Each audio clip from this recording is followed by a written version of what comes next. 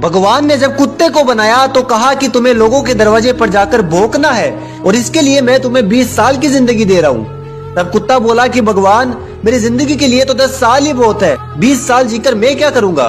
भगवान बोले कि ठीक है, तथास्तु।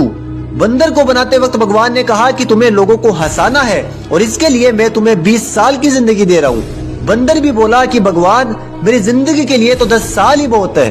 अब जब भगवान ने गाय को बनाया तो कहा कि तुम्हें पूरी जिंदगी मेहनत करनी है और अपने बच्चों का पालन पोषण करना है, इसके लिए मैं तुम्हें 60 साल की जिंदगी दे रहा हूँ। गाय बोली कि भगवान, 60 साल जीकर मैं क्या करूंगी, आप मुझे 20 साल ही दे दीजिए।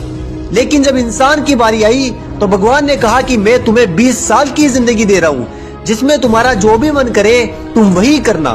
तब इंसान ने कहा कि भगवान, 20 साल की छोटी सी जिंदगी से मेरा क्या होगा।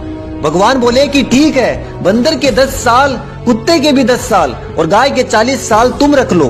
इसीलिए इंसान पहले 20 साल खूब खाता पीता और मजे करता है, फिर 40 साल जो उसे गाय से मिले उनमें वह बहुत मेहनत करता है और अपने परिवार का पेट भरता है।